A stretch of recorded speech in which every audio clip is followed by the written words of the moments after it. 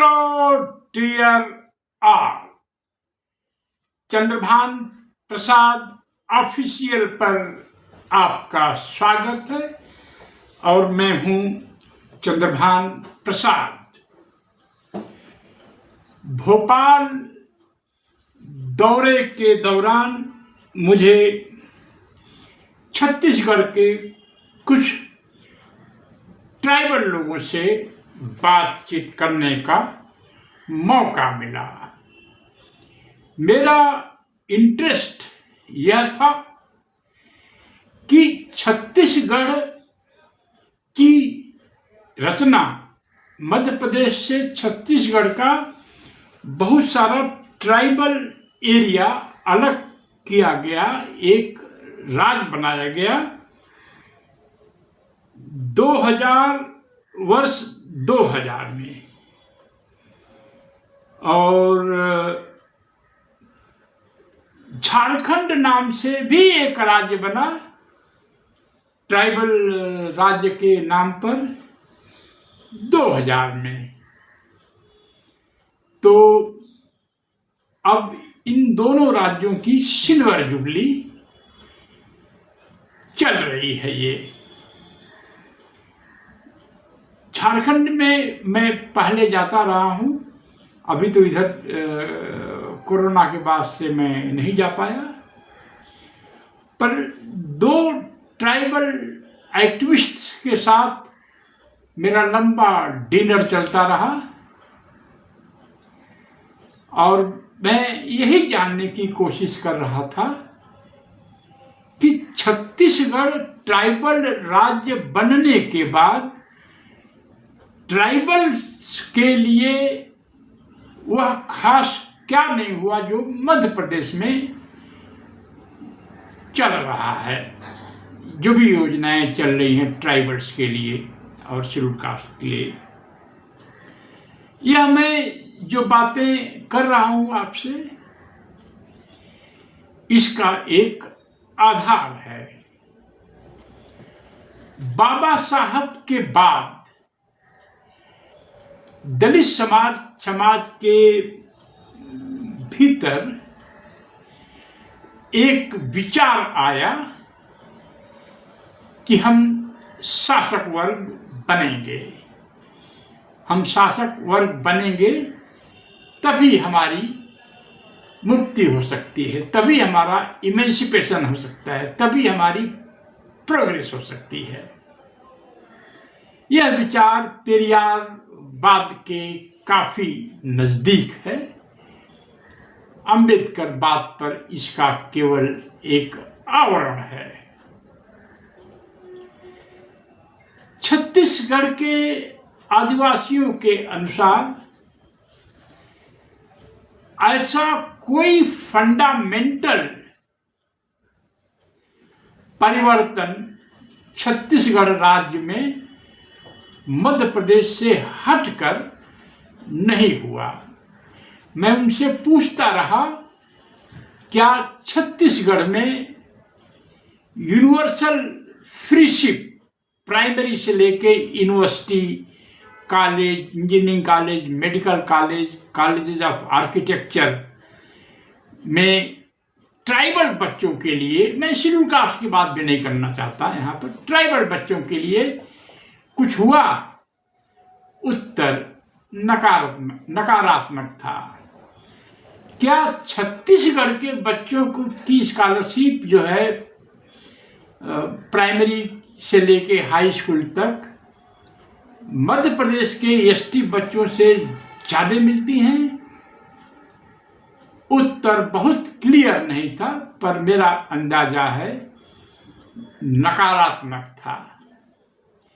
क्या छत्तीसगढ़ में ट्राइबल बच्चों को मिलने वाली स्कॉलरशिप को होलसेल प्राइस इंडेक्स से जोड़ दिया गया है, यानी इन्फ्लेशन से जोड़ दिया गया है? जिस तरह से कर्मचारियों का आयोग बनता है और महंगाई के अनुसार उनकी सैलरी बढ़ा दी जाती है, तो क्या ट्राइबल बच्चों की स्कॉलरशिप को प्राइस इंडेक्स से जोड़कर बार बार उनके स्कॉलरशिप के रेट में बढ़ोतरी होती रही है?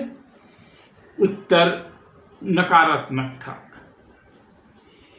क्या ट्राइबल बच्चों के एडवांसमेंट के लिए गांव-गांव या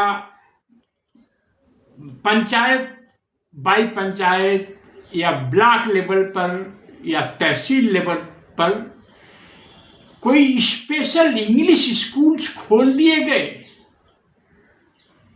जिससे ट्राइबल बच्चों की तरक्की हो सके? क्या ट्राइबल्स को मालिक बनाने के लिए सरकारी खरीदों में ट्राइबल्स का कोई कोटा निर्धारित हो गया?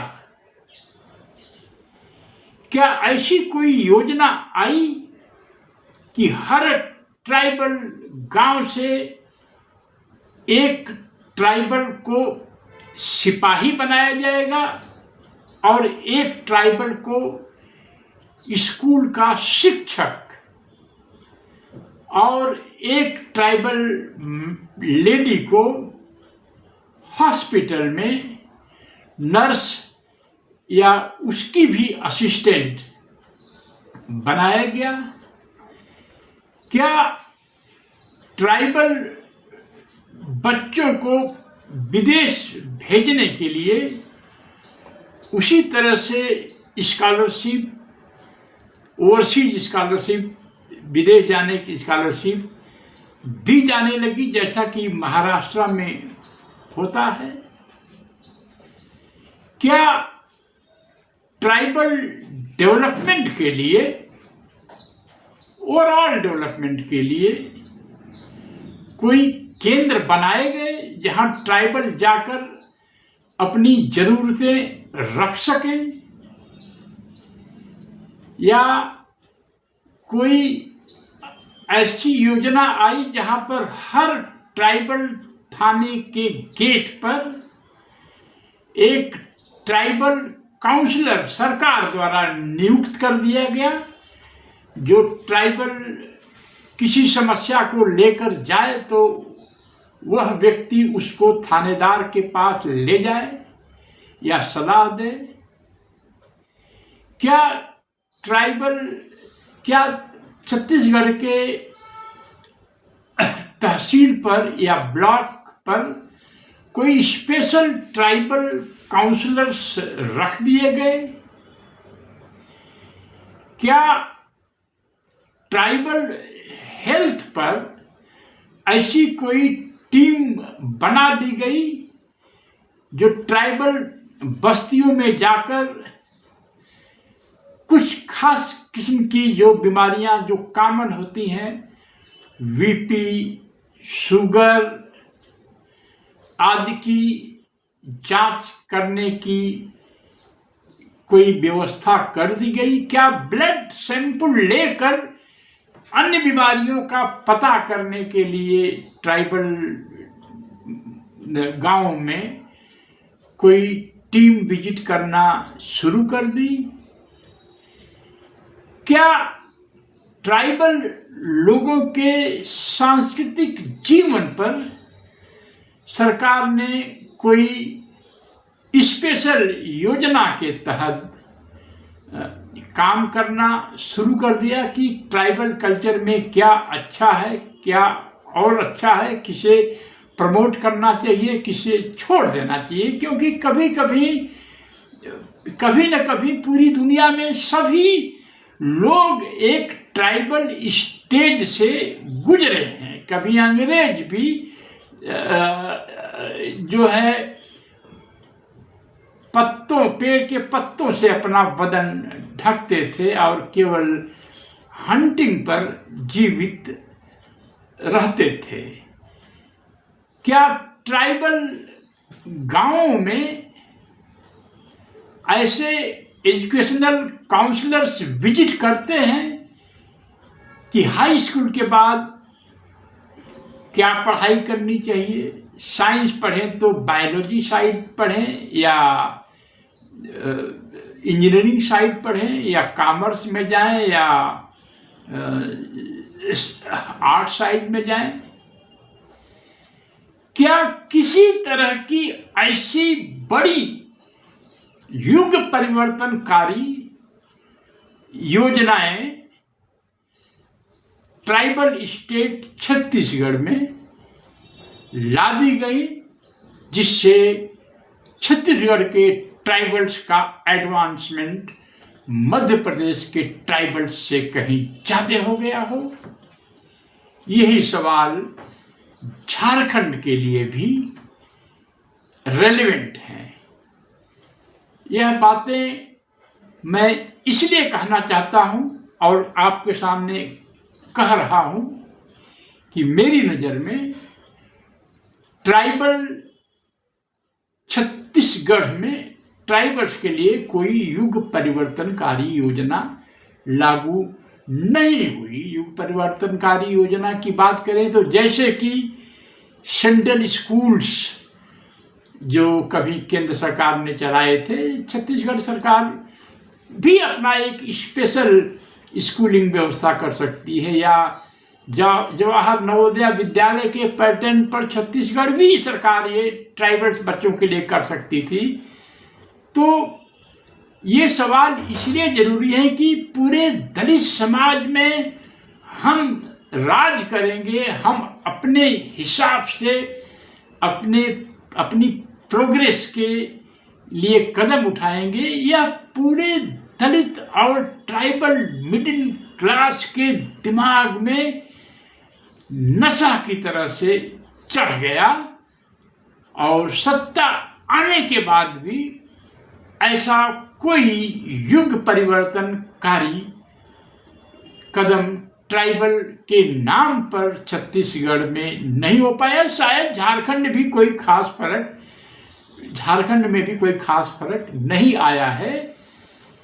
तो ये सवाल मैं इसलिए उठाना चाह रहा था क्योंकि मैं अभी फ्रेश भोपाल से आया हूँ और बहुत सारे दो ट्राइबल एक्टिविस्ट के साथ हमने डिनर किया। दोनों ट्राइबल एक्टिविस्ट के साथ हमने ब्रेकफास्ट भी किया अपने होटल में, और हम उनसे यही जानने की कोशिश करते रहे। एक ट्राइबल सिविल सर्वेंट से हम बातें करते रहे, अभी कल भी फोन से भी बात हुई है। तो दलित मिडिल क्लास या जो भी 1500 लोग हमारा वीडियो देखते हैं, वो अपने आप में भी एक बात पूछें कि क्या राजपाट करने का नशा हमारे ऊपर तब तक हावी रहेगा जब तक हमारा सब कुछ नष्ट नहीं हो जाता? तो अगर ऐसा चिंतन हम में नहीं आता है तो हम ये कह सकते हैं कि हमारे बीच बहुत सारे जो मिशन के लोग घूम रहे हैं, जो बहुत सारे पॉलिटिशियंस हैं, बहुत सारे इंटेलेक्चुअल्स हैं, ये अपने समाज में गलत चेतना का विकास कर रहे हैं और हमारे अधिकार धीरे धीरे समाप्त होते जा रहे हैं। अपना राज आने से क्या अपना समाज भी बदल जाता है? अपने पॉलिटिकल पावर आने से क्या अपना समाज भी ट्रांसफॉर्म हो जाता है?